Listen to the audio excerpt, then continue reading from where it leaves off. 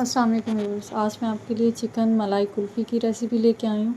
बहुत ही मज़ेदार सा स्नैक्स बन के ये तैयार होता है और बहुत ही मज़ेदार कि आप जब इसको ट्राई करेंगे तो आप ख़ुद ही बोलेंगे कि वाकई मैंने आपके साथ कोई रेसिपी शेयर की है।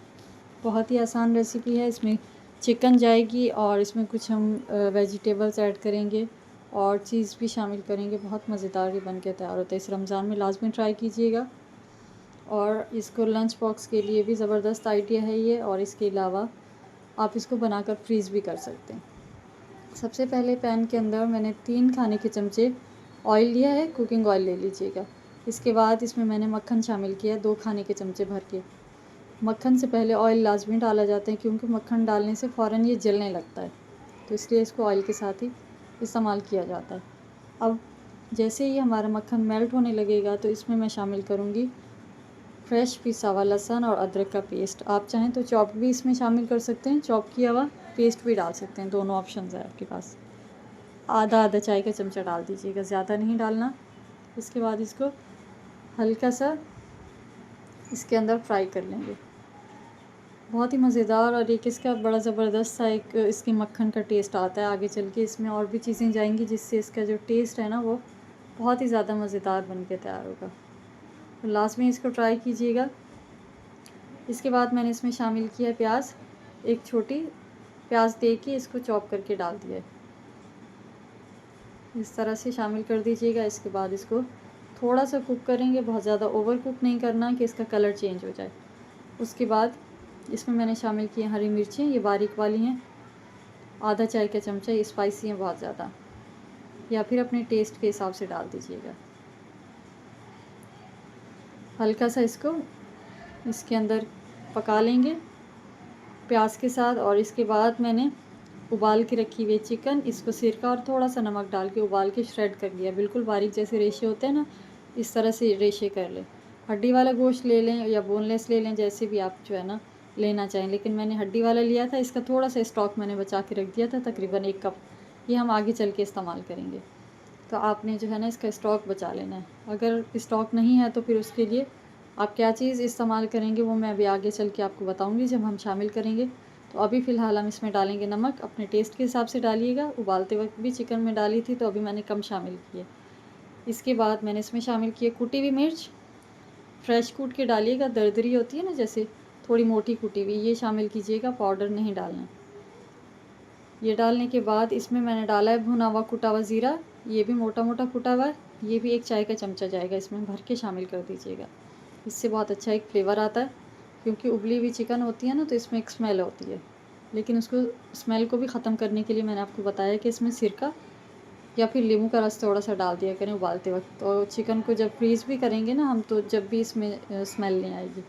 इसके बाद बिल्कुल बारीक मैंने ये इस तरह से काट के रखी हुई है बंद गोभी 1 कप, और आधा आधा कप डालिए मैंने शिमला मिर्च, और आधा कप डालिए गाजर। इस तरह से डाल दीजिएगा। या सब्ज़ियां अगर ज़्यादा डालना चाहें तो आप ज़्यादा भी शामिल कर सकते हैं। इसके बाद लो फ्लेम पे इसको पकाएंगे। सब्ज़ियों को बहुत ज़्यादा नहीं पकाना कि इनका क्रंची ख़त्म हो जाए, बिल्कुल सॉफ्ट हो जाए। हल्का सा इसको बस आपने तकरीबन 1-1.5 मिनट इस तरह से अच्छी तरह से चिकन के साथ मिक्स करना है। अब मैं डाल रही हूँ इसमें कुटी हुई मिर्च, हाफ़ टी स्पून में डाल रही हूँ। अगर आपने स्पाइसी खाना है तो फिर 1 चाय का चमचा डाल दीजिएगा। इसके बाद इसको मिक्स करेंगे अच्छे से। और इसके बाद इसमें मैंने शामिल किया है मक्खन, 1 खाने का चमचा भर के डाल दीजिएगा। और इसके बाद मैंने इसमें डाला है 3 चाय के चमचे, टीस्पून होता है जो मैदा, यह आपने शामिल कर देना है। 3 टीस्पून डालना है आपने, 3 चाय के चमचे मैदा डाल देना है। और इसके बाद जो मैं आपको स्टॉक बोल रही थी चिकन का, जो इसका यखनी बच गई थी, वो है 1 कप, ये शामिल कर दीजिएगा। लेकिन इसको पहले अच्छे से हम फ्राई करेंगे जब तक मक्खन मेल्ट नहीं हो जाता। मैदे को इसमें अच्छी तरह से मिक्स करते रहेंगे। फिर 1 कप इसमें ये स्टॉक शामिल करेंगे। अगर आपके पास स्टॉक नहीं है तो 1 चिकन क्यूब ले लें, आप उसको हल्के नीम गर्म पानी के अंदर डिज़ोल्व करके ना वो ऐड कर दीजिएगा। अगर वो भी नहीं है तो फिर इसके अंदर दूध शामिल कीजिएगा, तकरीबन पौन कप जितना। लेकिन स्टॉक डालेंगे ना चिकन की, यही वाली यखनी जिसमें हमने चिकन को बॉईल किया है, तो बहुत ही ज़बरदस्त सा एक फ्लेवर आएगा इसमें। इसके बाद इसको पहले मैदे को अच्छे से इसमें मिक्स करेंगे। फिर इसके बाद पूरी जो हमारा चिकन का मिक्सचर है ना, इसको अच्छे से इसके अंदर मिक्स करेंगे। इसका एक फ़ायदा ये है कि एक तो इसका टेस्ट बहुत अच्छा आएगा और दूसरा इसकी बाइंडिंग बहुत अच्छी होगी।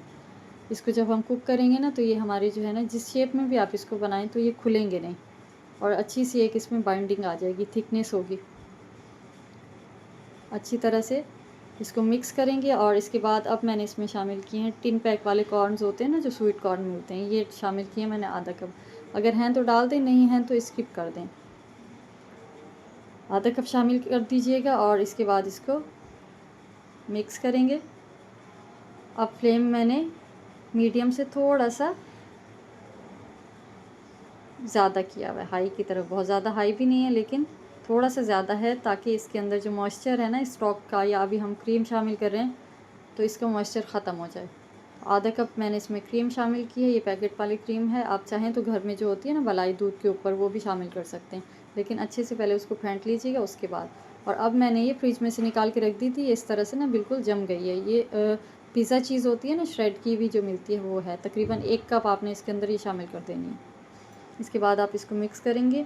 लाजमी नहीं आप पिज़्ज़ा चीज़ शामिल करें, खाली मोज़रेला चीज़ भी डाल सकते हैं, चेडर चीज़ भी डाल सकते हैं। इसके अलावा अगर आपके पास चीज़ के स्लाइसेस हैं तो वो भी आप इसके अंदर 3 डाल सकते हैं। ये सारे ऑप्शंस हैं आपके पास। अब हम इसको अच्छी तरह से मिक्स करेंगे जब तक क्रीम जो है ना अच्छे से इसमें मिक्स नहीं हो जाती, और चीज़ भी अच्छे से, जब ये दोनों तीनों चीज़ें वेल कंबाइंड हो जाएंगी ना, तो हम फिर इसका फ्लेम ऑफ कर देंगे। लेकिन 3 से 4 मिनट इसको पकाना है आपने लाजमी।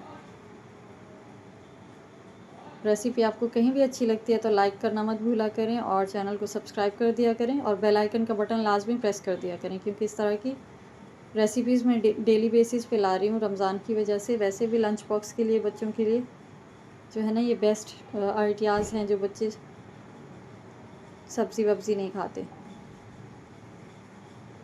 इसके बाद जब ये मिक्सर ठंडा हो जाएगा तो इसको हाथों में लेके, जैसे सीख कबाब की शेप देते हैं ना, इस तरह से आपने सीख कबाब की शेप दे देनी है। और उसके बाद ये 2 स्टिक्स ले ली हैं, ये आपने इसके अंदर इस तरह से इंसर्ट करनी है और ऊपर से आपने इस तरह से एक शेप दे देनी है, जैसे कुल्फ़ी की शेप होती है ना, जैसे रेसिपी का नाम है, इस तरह से कुल्फ़ी की शेप दे देनी है।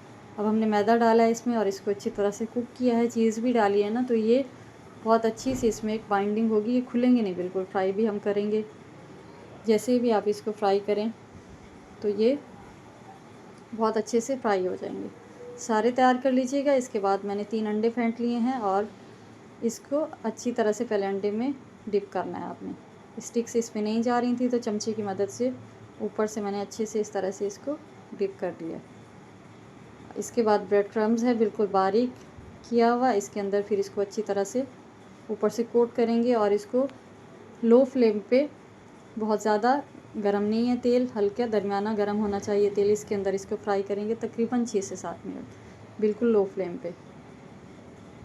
इसके बाद इसके ऊपर खूबसूरत से गोल्डन ब्राउन से कलर आ जाएगा तो आपने इसको निकाल लेना है। तो ये बहुत ही ज़बरदस्त रेसिपी आपके लिए तैयार हो चुकी है। आप यकीन करें कि आपको ये वाला टेस्ट ना किसी बेकरी से मिलेगा और ना ही किसी रेस्टोरेंट में। घर पे तैयार करें, इंजॉय करें, अपने बच्चों को करवाएं, घर वालों को। इसको फ्रीज़ भी आप कर सकते हैं, बस जब निकालना हो निकालें और फ्रीज़ करें। तो मिलते हैं नेक्स्ट रेसिपी में, जब तक के लिए अल्लाह हाफिज़।